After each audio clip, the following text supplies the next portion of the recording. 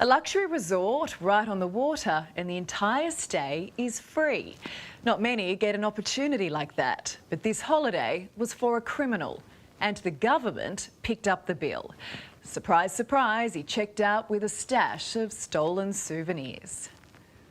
Welcome to the waterfront shelter for criminals, where taxpayers foot the bill for accommodation and a thief can rob you during their stay. What you're watching is a taxpayer-sponsored car thief in action. Wanted criminals in the state of Queensland, they don't get put in a jail cell, they get put in a luxury waterfront apartment. Travelling from Victoria up to Queensland's scenic Sunshine Coast for a 3-night stay at a luxury resort without paying a cent. I was actually horrified and shocked that they would actually put someone into the building with a criminal history wanted in 2 states. Victorian police issued an arrest warrant for Corey William George in July, but on August 6 he arrived at Maroochydore for a free stay at this stunning resort, courtesy of the Department of Housing. We were absolutely shocked that the Department of Housing would actually let someone into our community like that without any checks. Sharon Anderson and Amit Dekel never imagined they'd be robbed inside this safe, secure building. With magnificent waterfront views, it's home to a mix of owners, renters and short-stay holidaymakers. And wanted criminal Corey George unexpectedly thrown into the mix. And he had access with a fob to get to other areas of the building that are secure from the public. So without him having that access, he would never have got to our cars. Security cameras capture him wandering around the complex looking for potential targets. He grabs a parcel left lying on a counter and shoves it down his pants whilst waiting for the lift to arrive. So this wasn't a burglary. He was given keys by the Queensland Department of Housing that allowed him to commit crime.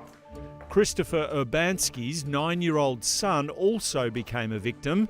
A bike given to him by his grandfather, stolen during George's stay. Cameras capture Corey George taking the bike for a ride and later stuffing it in Sharon Anderson's car, which was also stolen. A horrifying risk for children in any apartment block anywhere in Queensland, that they can have the government place a wanted criminal who has access not only to their private property, but to their kids. Security vision shows Corey George wandering around the basement at 11:34 p.m, wearing gloves. He's able to break into Amit's car in the corner, finding the spare keys to Sharon's Audi Q3. All this thief needs now is to find her car, which is parked out front in a visitor's bay. At 1:40 a.m, he almost walks past it until her car lights up and he veers over to check the doors open. So we got footage of him basically casing the first night. He knew the cameras were there, he didn't care. Within minutes of locating the Audi, he emerges from the lift, loaded up with the first part of his haul. 8 minutes later, Corey George brings down the rest of his loot, including fishing rods and the stolen bike. After a long battle to squeeze the mountain bike into the small Audi, the car drives off just before 2 a.m. I couldn't help feeling I was watching an episode of Dumbest Criminals. It was a leisurely theft, he wasn't in a hurry because he had all the time in the world to get it done. Staff who checked Corey George in were able to identify him from the footage. He was booked in under his own name by travel agent HRS, a staff member confirming which Queensland government agency had made the booking. They confirmed it was the Department of Housing and it was a client from their emergency housing program. The luxury 3-bedroom apartment booked for one man from Victoria at a cost of $310 per night. To pay $930 for 3 nights, and actually he used 2 nights, that's a lot of money for taxpayer money. Amit and Sharon quickly took the crystal clear CCTV footage to Queensland Police. Within 5 minutes, the police knew who the actual criminal was.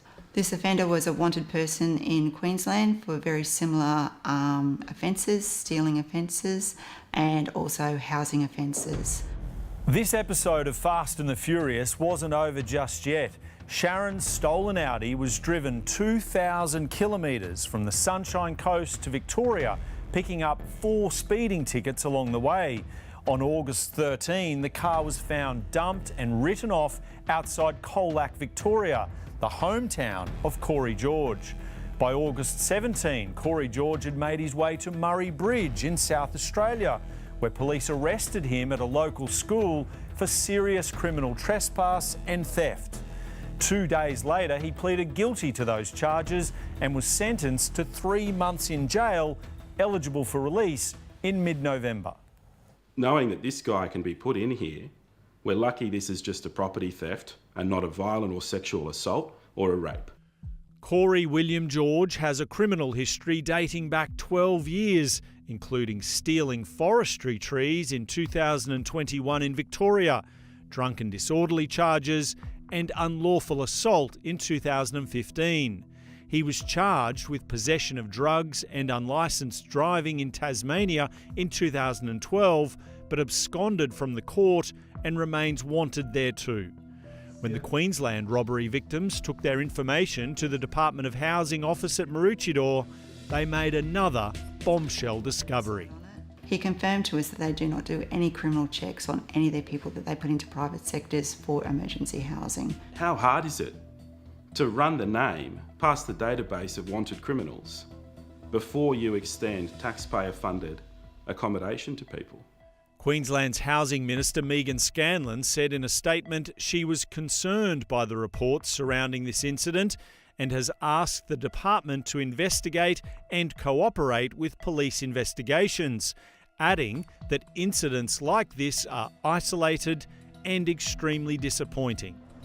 The robbery victims are also feeling extremely disappointed with how the department has handled their complaint. They've actually ignored us. They've basically treated us as though we're stupid. There's no care factor. They do not care. There's no accountability there. There's no response. There's no complaints handling process. There's no way of escalating the issue. It's not a great look, is it? Less than 2 weeks out from the election in Queensland, where crime is such a huge issue, as is homelessness. Think of the desperate families who would have been grateful for that roof over their head.